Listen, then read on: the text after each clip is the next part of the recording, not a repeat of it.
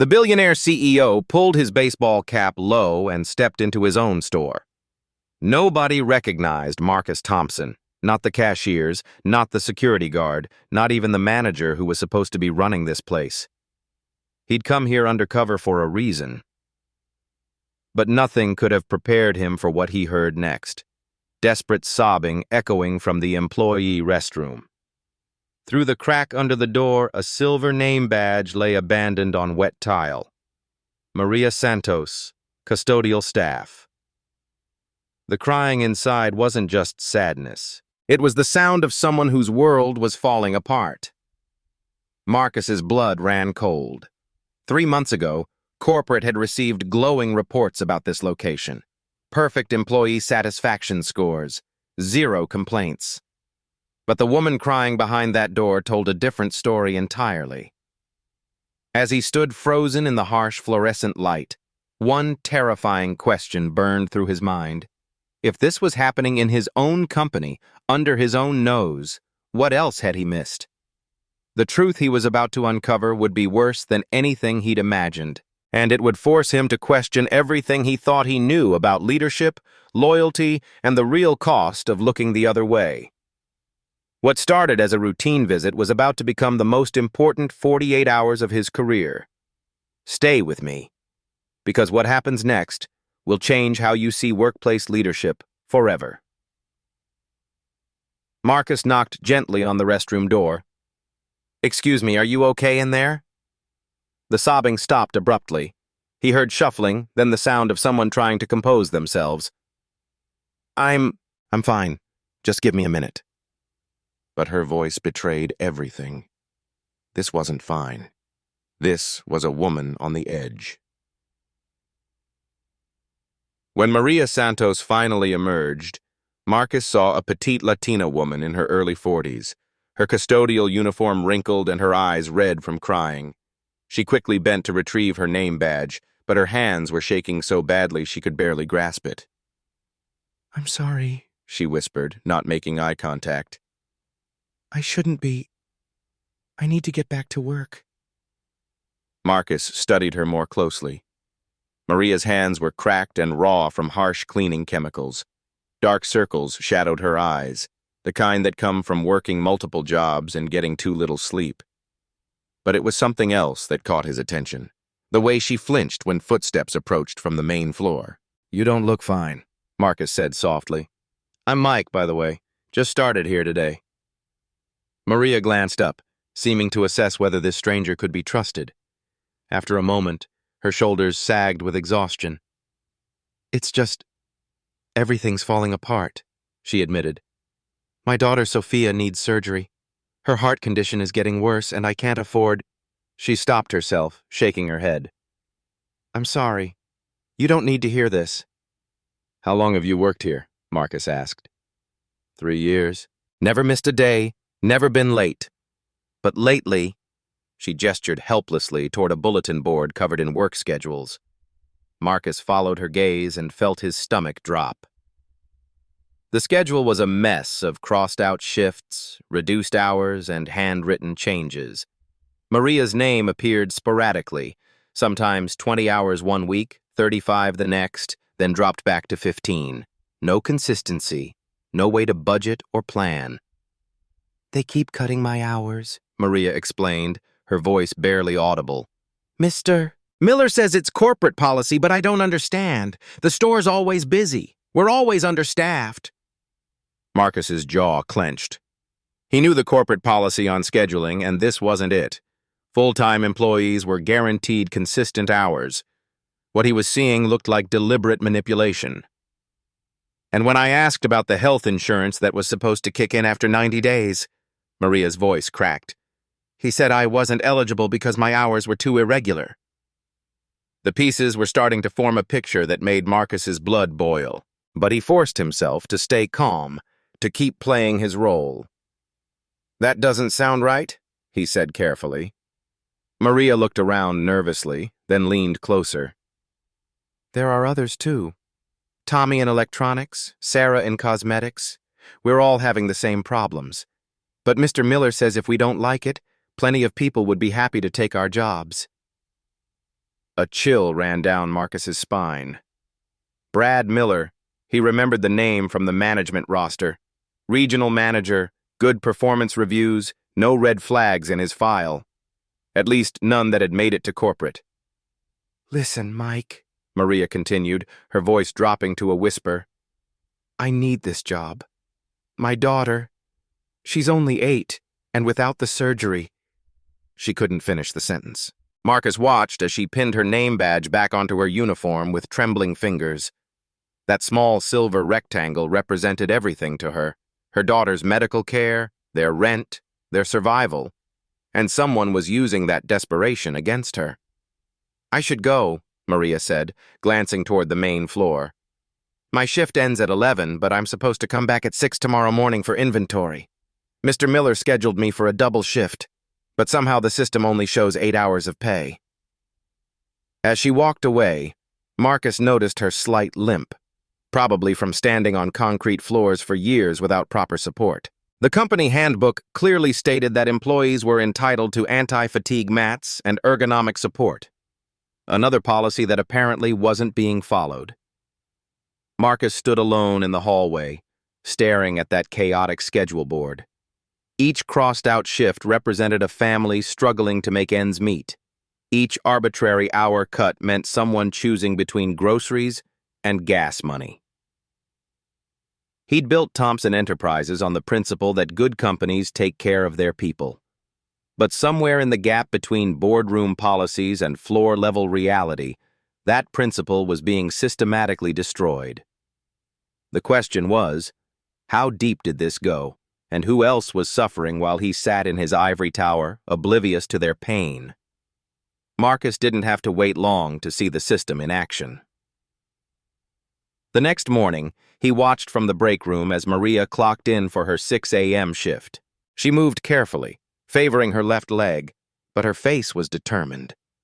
Whatever struggles she faced at home, she was here, ready to work.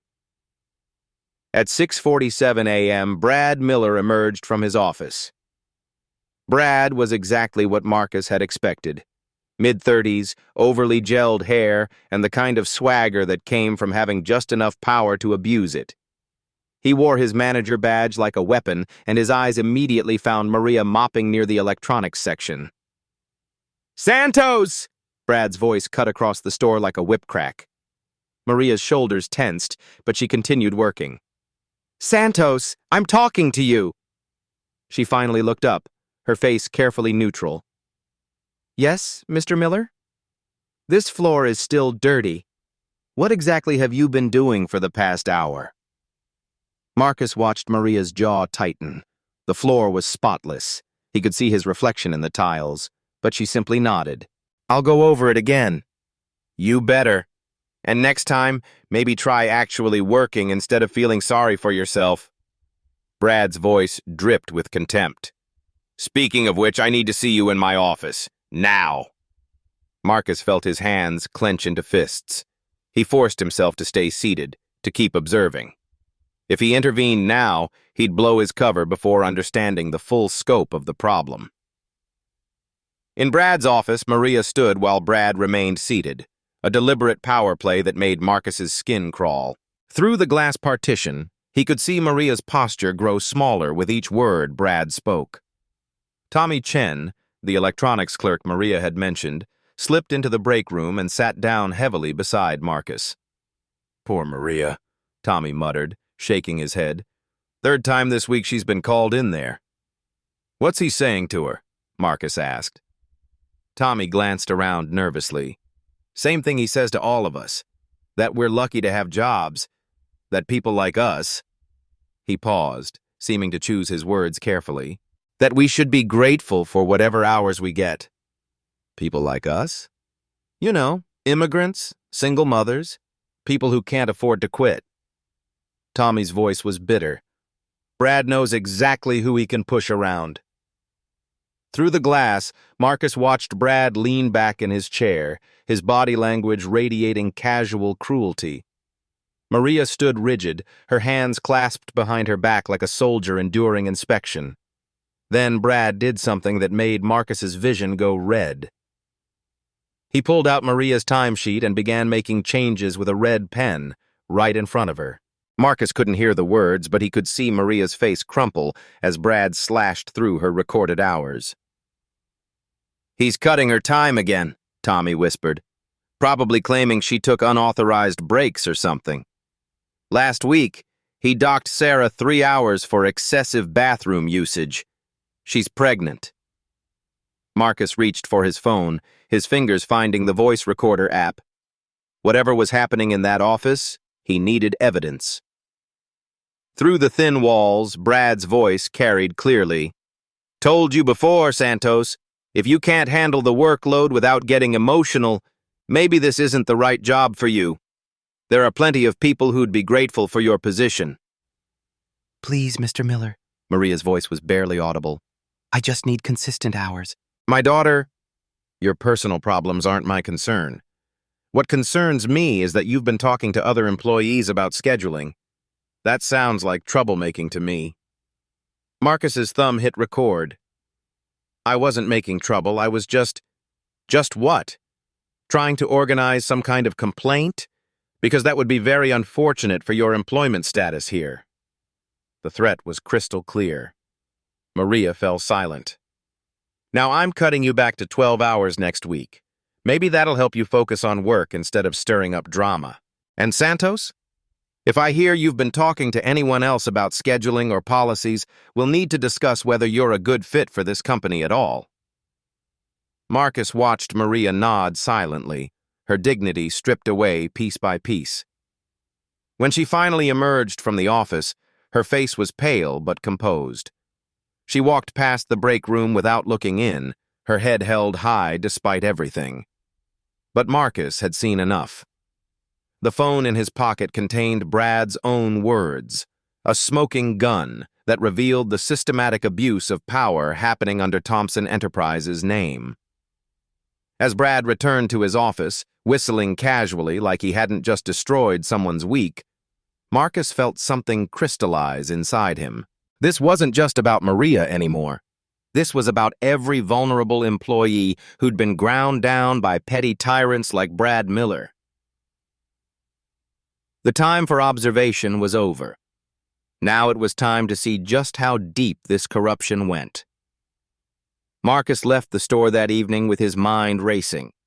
He drove his rental car, a modest sedan, nothing that would draw attention, back to the budget hotel where he'd been staying under his fake identity. In room 237, surrounded by corporate reports and employee files, he began planning his next move. The recording on his phone played back Brad's threats, each word like a nail in the man's professional coffin. But Marcus knew this was just the tip of the iceberg. If Brad felt comfortable enough to openly threaten employees, what was he doing when he thought nobody was watching? Marcus pulled up the store's employment records on his laptop. What he found made his stomach turn. Over the past 8 months, the store had seen a 60% turnover rate among hourly employees. The official reason listed for most departures was voluntary resignation, but Marcus could read between the lines. People didn't voluntarily leave jobs in an economy like this. They were driven out. He cross-referenced the departure dates with Brad's performance reviews. Ironically, Brad's numbers looked stellar. Labor costs down 23%, efficiency ratings up, 0 formal complaints filed with HR. On paper, Brad Miller was a model manager. But Marcus was beginning to understand how Brad had gamed the system. Keep employees desperate and scared, prevent them from working enough hours to qualify for benefits, and make sure anyone who might complain simply disappeared from the roster. It was elegant in its cruelty. Marcus opened a new browser window and began crafting his deeper cover story. Mike Henderson, laid-off construction worker, desperate for any job, no family to worry about, just grateful for the opportunity. The kind of employee Brad would see as perfectly exploitable. He practiced the persona in the mirror, adjusting his posture, his speech patterns, even his walk. Marcus had grown up in neighborhoods like this before his business took off. He knew how to blend in. The key was remembering rather than acting. The next morning, Marcus returned to the store in his worn jeans and second-hand work boots. He approached Brad's office with the perfect mixture of desperation and eagerness. "Excuse me, Mr. Miller? I heard you might have some openings. I'm willing to work any shift, any hours you need." Brad looked up from his computer, his eyes immediately assessing this new potential victim. Marcus could practically see the calculations running through the man's head. Another desperate worker to manipulate. "Experience? Construction mostly, but that dried up. I need steady work. I'm not picky about the job. Cleaning, stocking, whatever you got." "References?" Marcus handed over a carefully crafted resume, complete with fake references he'd arranged through contacts. "These guys will vouch for me. I show up, I work hard, I don't cause problems." Brad's smile was predatory. "I like that attitude. Tell you what, Mike, I can start you in custodial. Night shift, $12 an hour. You'll be working with Maria, but don't let her fill your head with complaints. She's got a tendency toward drama." The casual cruelty in Brad's voice made Marcus want to reach across the desk, but he forced himself to nod eagerly. "That sounds perfect, sir. When do I start?" "Tonight, 10 p.m. to 6 a.m. And Mike?" Brad leaned forward. "I reward loyalty and hard work. Employees who understand how things work here do well. Employees who cause trouble don't." Marcus nodded like he understood perfectly. And he did, just not in the way Brad intended. That evening, Marcus changed into his work clothes in the store bathroom, transforming himself completely into Mike Henderson. He pinned his temporary name tag to his shirt, the plastic rectangle feeling foreign after years of expensive suits and boardroom meetings. When Maria arrived for the night shift, she looked surprised to see him. "You came back," she said quietly. "Told you I needed the job," Marcus replied. "Guess we're working together." Maria studied his face, perhaps sensing something different about this new employee but unable to place what it was. "Stick close to me tonight," she said finally. "I'll show you the ropes. And Mike, everything I told you yesterday about being careful around Mr. Miller, double that for the night shift. That's when he does his worst work." As the store lights dimmed and the last customers filtered out, Marcus felt the weight of what he was about to discover. Somewhere in the next 8 hours, he would learn the full extent of Brad Miller's operation. He was no longer just observing the problem, he was about to live it. The store transformed after closing time. What had seemed like a normal retail environment during the day revealed its true nature in the fluorescent-lit shadows of the night shift. Marcus followed Maria through her routine, learning the intricate choreography of overnight custodial work. But within the first hour, he began noticing things that made his blood pressure rise. "Maria, why are you cleaning the employee break room with the same supplies you use for the bathrooms?" he asked, watching her rinse a mop in a bucket that reeked of industrial disinfectant. She glanced around nervously before answering. "Mr. Miller cut the cleaning supply budget, says we're using too much." She held up a nearly empty bottle of floor cleaner. "This has to last the whole week for the entire store." Marcus knew the corporate allocation for cleaning supplies. This store should have 10 times what he was seeing. At 11:30 p.m., Brad made his first appearance. He prowled through the aisles like a predator, his footsteps echoing in the empty store. When he found Maria restocking paper towels in the customer restrooms, his voice cut through the silence. "Santos, you're moving too slow. At this rate, you'll be here until morning." "I'm working as fast as I can, Mr. Miller." "Not fast enough. I'm docking 30 minutes from your timesheet for inefficiency." Marcus watched from behind a display rack as Brad pulled out his phone and made a note. 30 minutes. $6 stolen right in front of his eyes. But it got worse. At 1:15 a.m., Brad returned with a clipboard. "Santos, Henderson, come here." They gathered in the main aisle as Brad consulted his notes. "Corporate's been asking questions about our labor costs. Starting next week, we're implementing some efficiency measures." He smiled like he was announcing bonuses. "Instead of 2 people on night custodial, we're going back to 1. Maria's face went pale.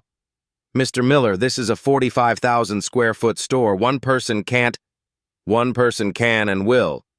Maria, since you've been here longer, you keep the position. But you'll need to handle the full workload in the same time frame." Marcus did the math in his head. What they were doing tonight with 2 people was already pushing the limits of human endurance. Asking one person to do it all was physically impossible. "If you can't handle it," Brad continued, "I can always find someone who can." After Brad left, Maria slumped against a checkout counter. "I can't do this whole store alone," she whispered. "But if I complain—" "You'll lose the job entirely," Marcus finished. She nodded, tears forming in her eyes. "My daughter's surgery is scheduled for next month. I need this insurance." That's when Marcus noticed something that made his investigative instincts flare. Brad had left his office door slightly open, and through the gap, Marcus could see him at his computer typing rapidly. "Maria, can you handle the East Wing by yourself for a few minutes? I want to check something." She looked confused, but nodded. "Be careful, Mike. If he catches you snooping—" Marcus moved silently toward the office. Through the crack in the door, he could see Brad's computer screen clearly. What he saw made his hands shake with rage. Brad was logged into the employee scheduling system, systematically reducing hours for multiple employees. But he wasn't just cutting time. He was redistributing those hours to a phantom employee named B. Miller Jr. Brad was stealing hours from his workers and assigning them to a fake account, probably his own son or a way to pad his own overtime. Every hour he stole from Maria, from Tommy, from Sarah, was going directly into his pocket. Marcus pulled out his phone and began recording through the door crack. The evidence was right there on the screen. Systematic wage theft happening in real time. But then he saw something even worse. Brad opened another program, the health insurance enrollment system. He pulled up Maria's file and changed her employment status from full-time eligible to part-time temporary, despite her working full-time hours for 3 years. With a few keystrokes, Brad had just denied Maria the health coverage her daughter needed for surgery. Marcus felt a rage so pure it took all his self-control not to burst through that door. But he forced himself to keep recording, to document every click, every theft, every casual destruction of a family's future. At 3 a.m., Brad emerged from his office looking satisfied. "Henderson, I need you to move all the pallets from the back room to the sales floor, by yourself." Marcus looked at the mountain of boxes, easily a 4-person job. "All of them? Problem with that? Because I can call someone who won't give me attitude." "No problem," Marcus said through gritted teeth. As he began the back-breaking work, moving hundreds of pounds of merchandise alone, Marcus understood something crucial. This wasn't just about money for Brad. It was about power. The joy of watching people struggle, of holding their lives in his hands and squeezing just to see them suffer. By 4 a.m., Marcus's back was screaming and his hands were raw, but he'd gathered enough evidence to destroy Brad Miller's career 10 times over. Wage theft, benefit fraud, unsafe working conditions, workplace harassment. It was a masterclass in how to abuse every labor law on the books. But as dawn approached and he watched Maria limp through her final tasks, barely able to stand after 10 hours of brutal work, Marcus realized something that changed everything. This wasn't just about Brad Miller anymore. This was about a system that allowed predators like Brad to thrive while good people like Maria suffered in silence. And that system started at the top, with him. Tomorrow, it would all come to an end. But first, he needed one more piece of evidence, the smoking gun that would make his case unshakable. Marcus's opportunity came at 5:30 a.m., just as the night shift was winding down. Brad had disappeared into his office for what he called his end-of-shift paperwork, leaving Marcus and Maria to finish the final cleaning tasks. But Marcus had noticed a pattern over the past few hours. Every 30 minutes, Brad's office phone would ring with the same distinctive ringtone, 2 short bursts, followed by a longer one. Each time, Brad would answer in hushed tones, speaking for exactly 3 to 4 minutes before hanging up. As Maria gathered the cleaning supplies, Marcus made his decision. "I'm going to empty the trash in the office area," he told her. Maria looked concerned. "Mr. Miller doesn't like anyone near his office when he's doing paperwork. I'll be quick." Marcus grabbed a trash bin and pushed his cart toward the administrative area. The office hallway was dimly lit, with Brad's office at the far end. Through the frosted glass, he could see Brad's silhouette hunched over his desk. Then the phone rang. 2 short bursts, 1 long. Marcus positioned himself near the supply closet adjacent to Brad's office, close enough to hear but hidden from view. He pulled out his phone and started recording. "Miller here," Brad answered, his voice low but audible through the thin walls. "Yeah, I got your numbers for this week. Santos is down to 12 hours, Chen's at 15, the pregnant one, Sarah. I'm putting her on inventory duty. That'll make her quit within a month." Marcus's blood ran cold. Brad was reporting to someone about his systematic harassment of employees. No complaints filed. They're too scared to go to corporate. I've made sure of that." Brad chuckled. "The beauty is, corporate sees our labor costs dropping and thinks I'm some kind of efficiency genius." The voice on the other end was muffled, but Marcus could make out a question about documentation. "Of course I'm covering my tracks. I've got fake performance reviews for all of them. Attitude problems, reliability issues. You know the drill.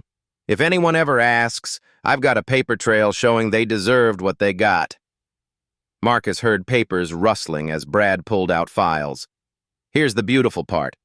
I'm billing all their cut hours to my nephew's employee ID. Kid's making $800 a week and he's never set foot in the store. Corporate pays the wages to an account I control, and I just pocket the difference." The conversation continued for another minute, with Brad detailing how he'd been running this scheme across multiple stores, not just this one. Every word was being captured on Marcus's phone, a complete confession to federal wage theft, conspiracy, and fraud. But then Brad said something that made Marcus's hands tremble with rage. "The Santos woman is the perfect target. Single mother, needs the insurance, doesn't speak up. I could cut her to 0 hours and she'd still show up begging for work. Her kid needs some kind of heart surgery, so she'll take whatever abuse I dish out." The casual cruelty in Brad's voice, the way he spoke about Maria's desperation as a tool for his entertainment, pushed Marcus past his breaking point. "Yeah, I know the type," Brad continued. "These people are grateful for scraps. They think they're lucky to have any job at all. Makes them real easy to control." Marcus heard Brad's chair creak as he leaned back. "Don't worry about exposure. Who's gonna believe them?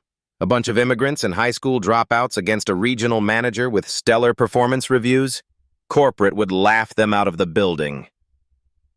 The call ended with Brad scheduling another check-in for the following week. As Marcus heard the phone click into its cradle, he realized he'd just recorded a complete confession, not just to the crimes Brad was committing, but to his entire philosophy of exploitation. Marcus quickly backed away from the office, his heart pounding. He had everything he needed: the recorded calls, the computer screen footage of Brad manipulating timesheets, photographic evidence of unsafe working conditions, and now this. Brad's own words proving premeditated, systematic abuse of vulnerable employees. As he rejoined Maria for the final cleaning tasks, Marcus noticed she was moving even more slowly than usual. Her face was pale, and she kept pressing her hand to her chest. "Maria, are you okay?" "Just tired," she said, but Marcus could see it was more than that. The stress, the physical demands, the constant fear, it was literally killing her. "When was the last time you saw a doctor?"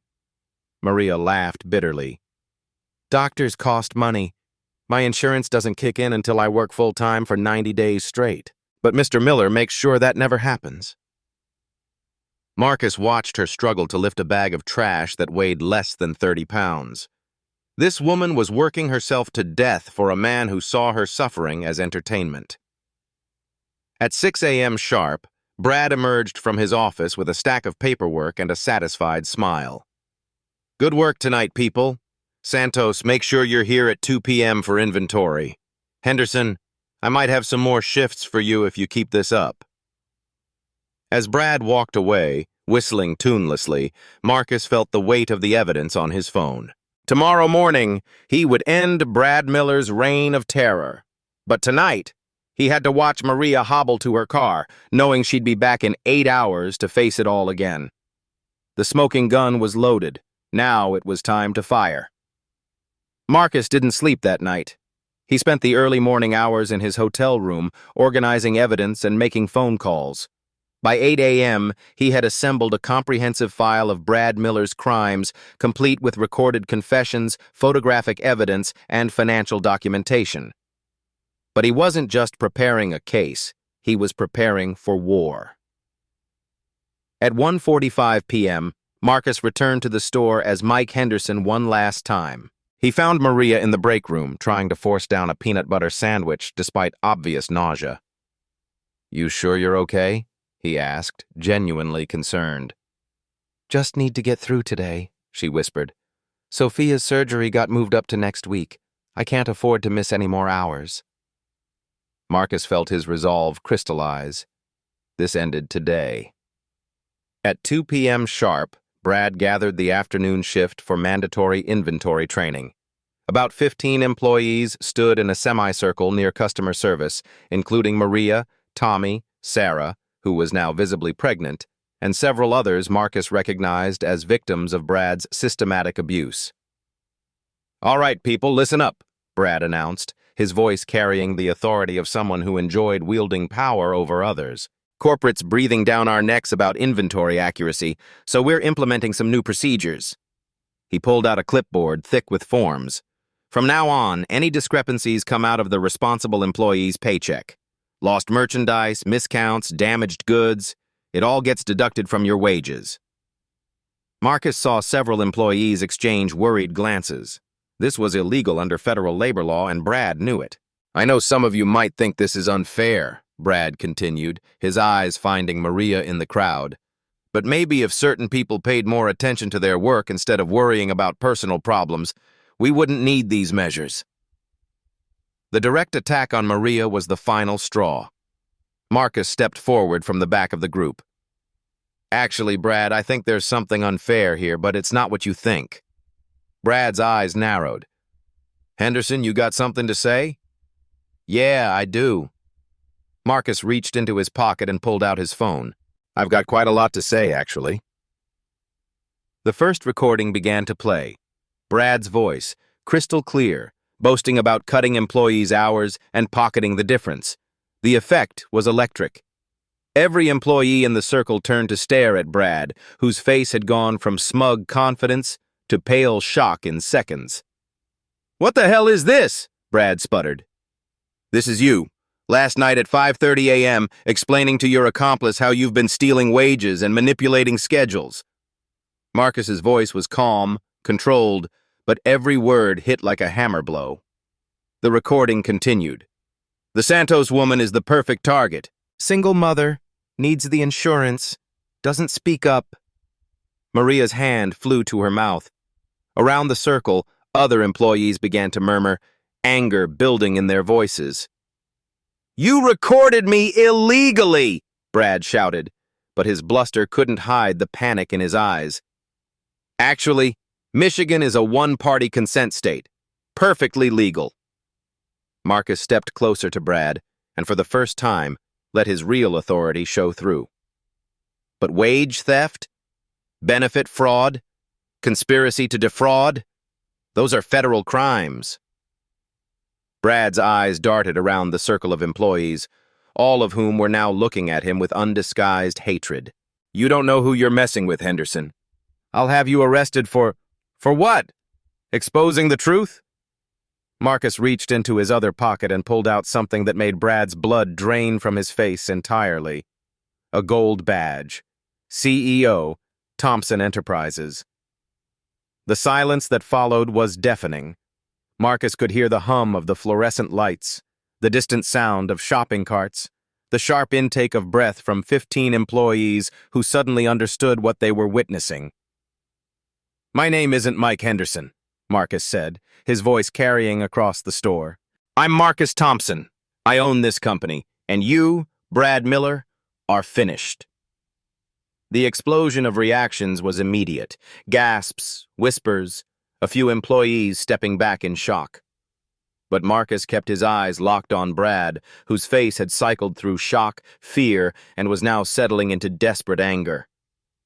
"You can't do this!" Brad screamed. "I've got rights! I've got a contract!" "You had a contract," Marcus corrected. "But fraud voids all employment agreements. Security." Two Thompson Enterprise security officers, who had been positioned outside since 9 a.m., entered the store and approached Brad. "Brad Miller, you're terminated effective immediately. You're also under investigation for wage theft, benefit fraud, and conspiracy. These officers will escort you from the premises." As security moved toward Brad, he made one last desperate play. "You can't prove anything. It's their word against mine." He pointed at the employees. "Who's gonna believe a bunch of—" "Careful!" Marcus's voice cut like ice. "I've got your own recorded confession. I've got computer logs showing every illegal transaction. I've got photographic evidence of every violation." He stepped closer to Brad, his voice dropping to barely above a whisper. "And I've got something else, Brad. I've got power. Real power. The kind you've been pretending to have." Brad's shoulders sagged as the security officers reached him. "This isn't over," he muttered. "Yes, it is." Marcus turned to address the gathered employees. "And for all of you, it's just beginning." As Brad was escorted from the store, past customers who stopped to stare, past checkout lanes he'd terrorized employees in, past the office where he'd orchestrated months of systematic abuse, Marcus felt a satisfaction deeper than any business deal he'd ever closed. But the real work was just starting. The silence after Brad's departure was deafening. 15 employees stood in a circle, staring at their actual CEO, trying to process what had just happened. Marcus could see confusion, relief, and wariness battling across their faces. Maria was the first to speak, her voice barely a whisper. You're really the owner?" "I am, and I owe all of you an apology." Marcus looked each employee in the eye. "I built this company on the principle that we take care of our people, but I failed you.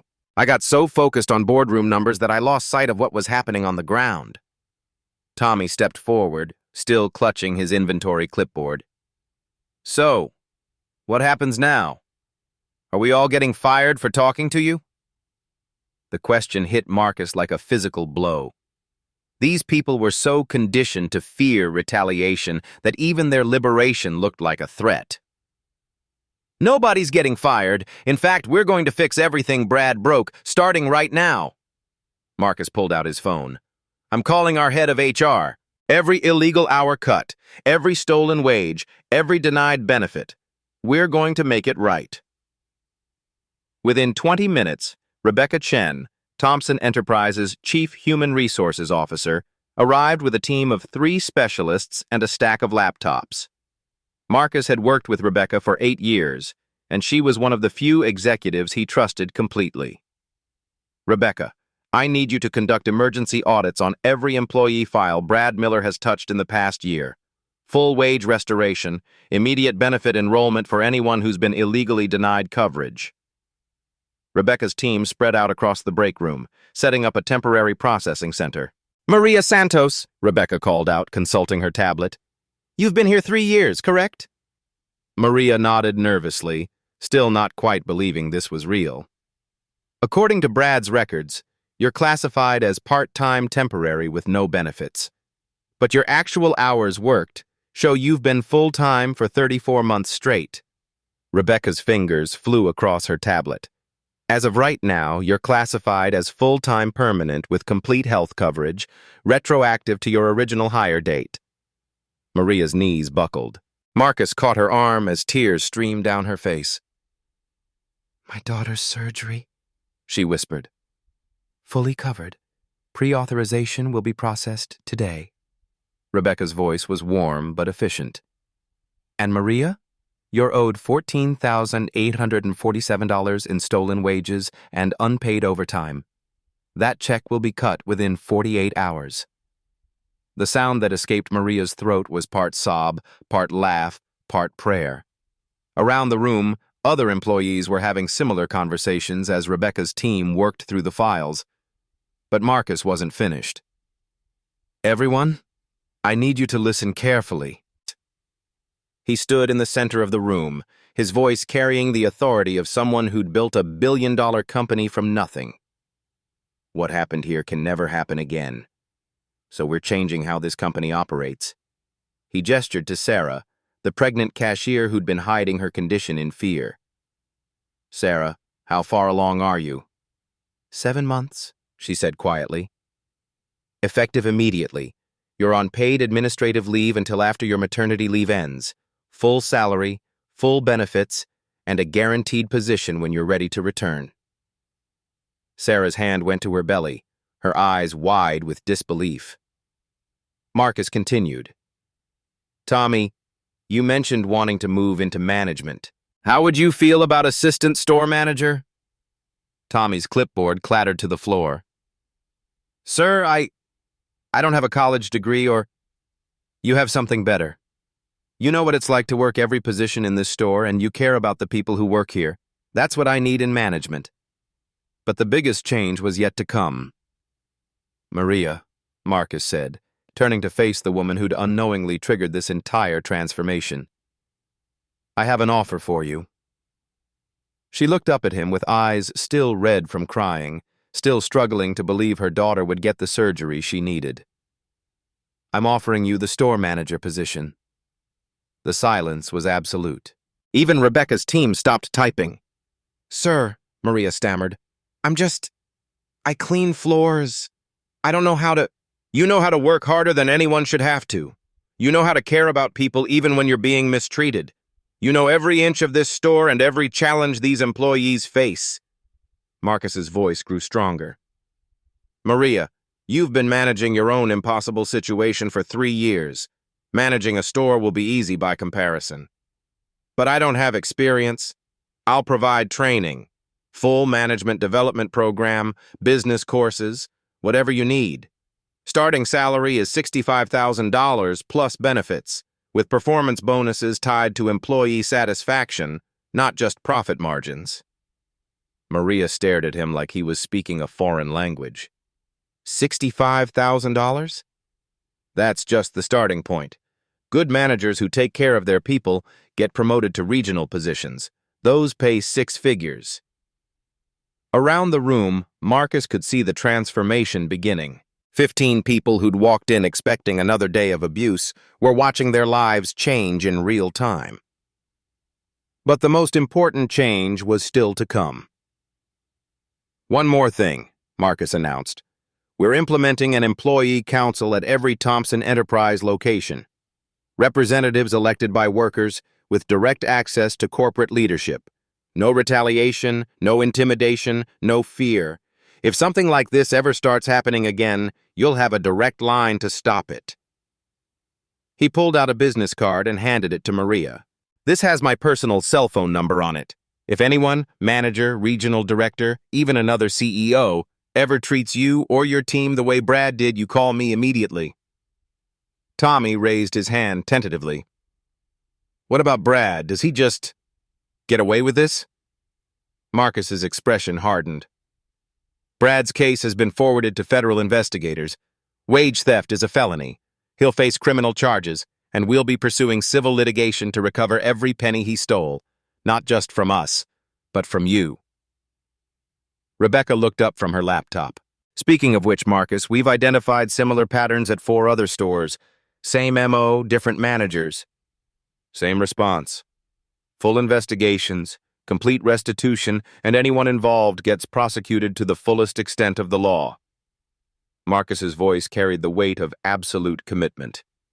We're not just fixing this store. We're fixing the entire company. As the afternoon wore on, Marcus watched 15 demoralized employees transform into something he'd never seen before, a real team. People who'd been isolated by fear were now talking to each other, sharing stories, discovering they weren't alone. Maria stood in the center of it all, still wearing her custodial uniform, but now carrying herself differently. The woman who'd been crying in a bathroom that morning was gone, replaced by someone who was beginning to understand her own worth. "Thank you," she said to Marcus, her voice steady for the first time since he'd met her. "Not just for the job or the money, for seeing us as people." Marcus felt a tightness in his chest. "Thank you for reminding me what leadership actually means." As the sun set over Detroit, Thompson's department store looked the same from the outside. But inside, everything had changed, and tomorrow, the real work would begin. 3 weeks later, Marcus returned to the store for what he'd privately started calling his reality check visits. But the scene that greeted him was almost unrecognizable from the place he'd infiltrated just a month before. The first thing he noticed was the sound, laughter coming from the employee break room. Real laughter, not the nervous kind people make when they're afraid their boss might be listening. In the break room, he found Tommy training 2 new hires on the inventory system, his natural leadership abilities finally given room to flourish. On the wall behind him hung a framed certificate, Assistant Manager of the Month, Employee Choice Award. "The key is accuracy, not speed," Tommy was explaining to the trainees. "We'd rather you take your time and get it right than rush and make mistakes. Nobody's going to yell at you for being thorough." Marcus smiled at the indirect reference to the old regime. Under Brad, employees had been terrorized into rushing through tasks, leading to errors that became excuses for further punishment. Near the customer service desk, Sarah was helping a customer process a return. At 8 months pregnant, she was glowing with the confidence of someone who knew her job was secure, regardless of her condition. The maternity leave policy Marcus had implemented store-wide had already been adopted by 3 major competitors, a ripple effect he hadn't anticipated but deeply appreciated. But it was Maria who represented the most dramatic transformation. Marcus found her in the store office, bent over a laptop with the focused intensity of someone mastering new skills. She'd traded her custodial uniform for business casual attire, and her nameplate now read, Maria Santos, Store Manager. But more importantly, she carried herself with an authority that came from genuine competence, not fear. "How are the management courses going?" Marcus asked, settling into the chair across from her desk. "Challenging," Maria admitted, saving her work and looking up with a smile. "I never thought I'd be learning about profit margins and employee development strategies, but it's amazing what makes sense when you've actually worked every job in the building." She gestured to a chart on her wall showing employee satisfaction scores. The numbers had skyrocketed from Brad's abysmal ratings to industry-leading levels in just 3 weeks. "The team is incredible," Maria continued. "Once people stopped being afraid, they started bringing me ideas." Tommy suggested cross-training everyone so nobody feels trapped in one department. Sarah designed a new customer feedback system. Even the part-time high school kids are contributing innovations. Marcus looked through the office window at the sales floor, where he could see the tangible results of Maria's leadership. Employees moved with purpose rather than fear. Customers were actually smiling as they interacted with staff who seemed genuinely happy to help. "How's Sophia doing?" Marcus asked. Maria's entire face lit up. "She had her surgery last week. The doctors say the repair was perfect. She'll be able to run and play like any other kid." Her voice caught slightly. "She wants to meet you. She calls you the man who saved Mommy's job." "I'd like that very much." "There's something else," Maria said, pulling out a folder. "Remember how you asked me to document any other situations like what happened with Brad?" Marcus leaned forward, his attention sharpening. "I've been talking to managers at other retail chains. Not officially, just conversations at industry meetups." "Marcus, what Brad was doing, it's not uncommon. The wage theft, the benefit manipulation, the psychological abuse, it's almost like there's a playbook being passed around." She opened the folder to reveal a compilation of stories from workers across the retail sector. I think Thomson Enterprise could lead an industry-wide change, not just fixing our own problems, but setting a standard that forces everyone else to follow. Marcus felt that familiar electricity of a big idea taking shape. What are you thinking? A certification program. Worker-verified fair employment or something like that. Stores that meet the standards get the certification. Customers can choose to shop at places that treat employees fairly. And the verification comes from the workers themselves, not corporate self-reporting. Exactly. Anonymous surveys, surprise audits, real accountability. Maria's eyes were bright with passion. We've got the credibility now. Everyone knows Thomson Enterprise was willing to investigate and fix its own problems publicly. Other companies would have to follow suit or look terrible by comparison. Marcus sat back, impressed by the strategic thinking. 6 months ago, Maria had been afraid to ask for consistent hours. Now she was designing industry-wide reform initiatives. Draft a proposal, he said. Full business plan, implementation strategy, budget requirements. I want to see it within 2 weeks. Maria nodded, already making notes. As Marcus prepared to leave, he took one more walk through the store. Near the electronics section, he spotted the bulletin board where Brad's chaotic scheduling had once terrorized employees.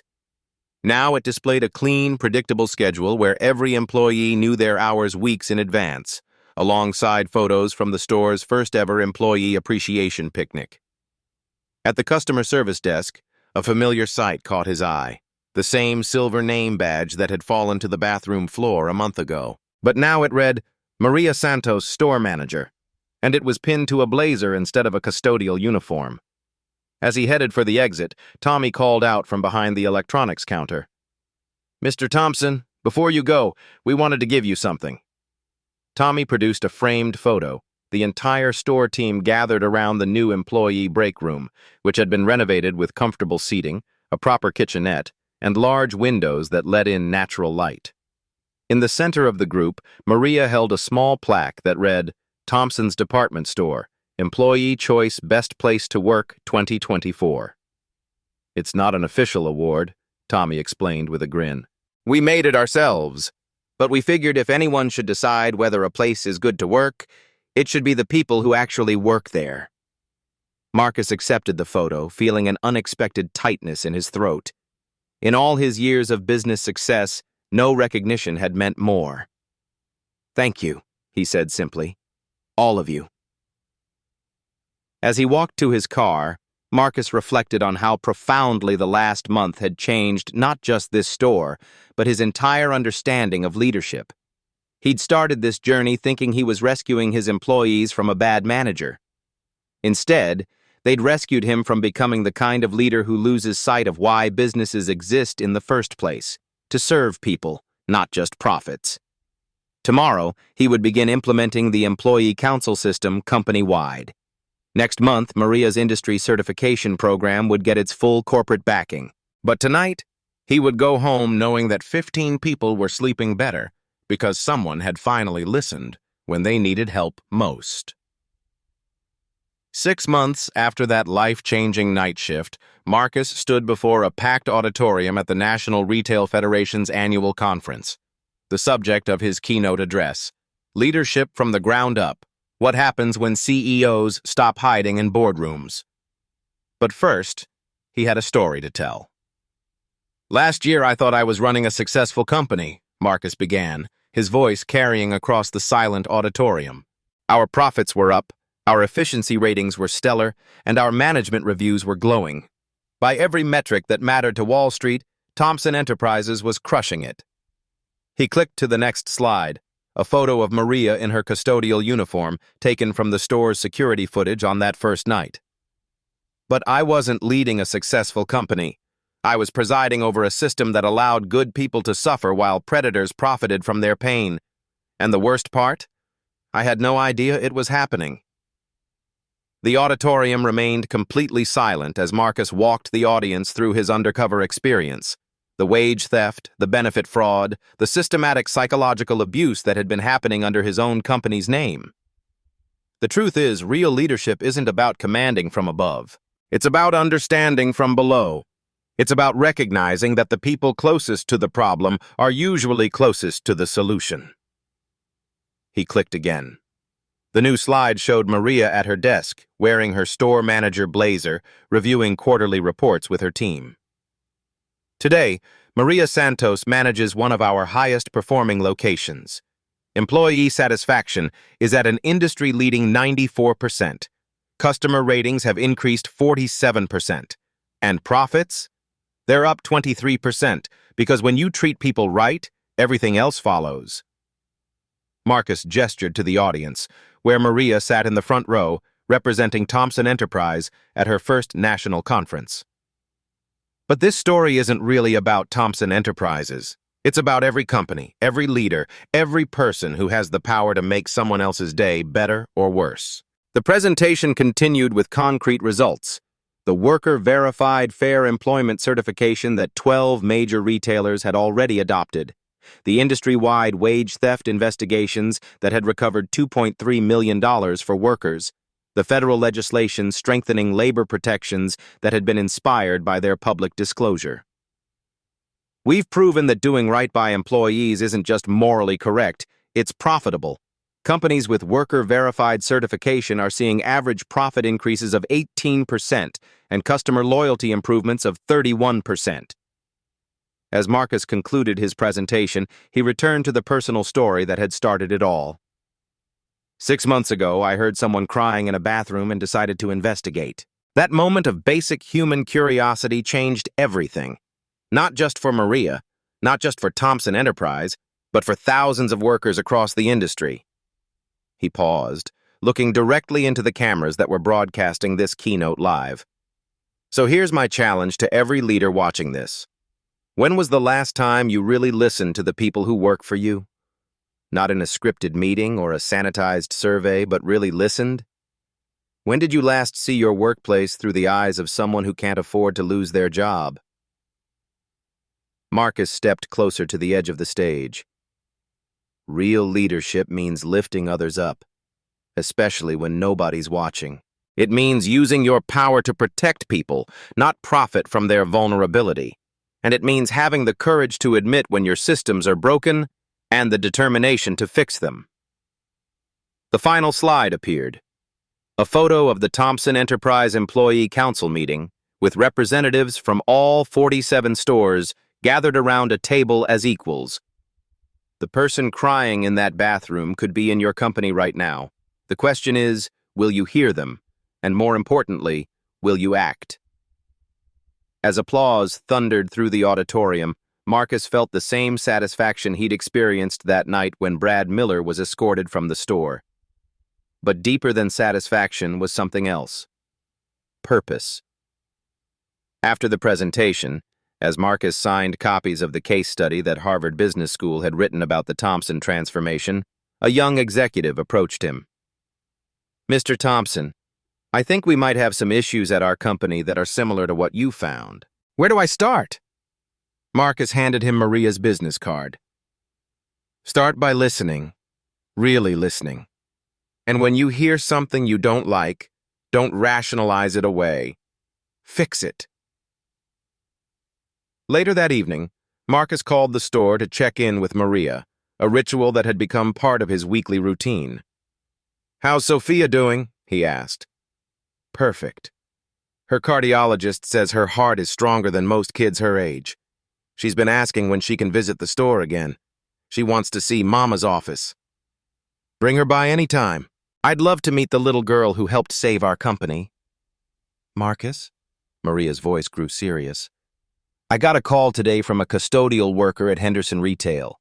She'd seen the news coverage and wanted to know if our employee council model could work at other companies. What did you tell her? I told her to document everything, find allies among her co-workers, and that we'd help her build a case if she needed it. Was that okay?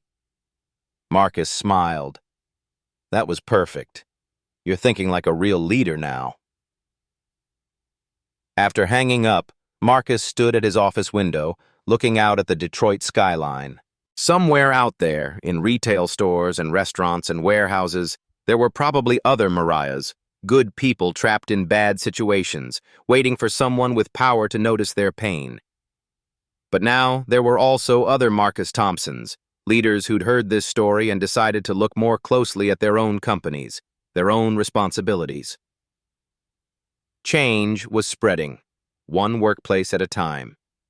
And it had all started with someone brave enough to knock on a bathroom door and ask a simple question: "Are you okay?" The truth had been worse than anyone imagined, but the solution had been simpler than anyone expected. Treat people like human beings, and everything else falls into place. If you've ever witnessed injustice in your workplace, or if you're in a position to make change happen, share this story. Because the person crying in the bathroom might be closer than you think, and they're counting on someone like you to care enough to act.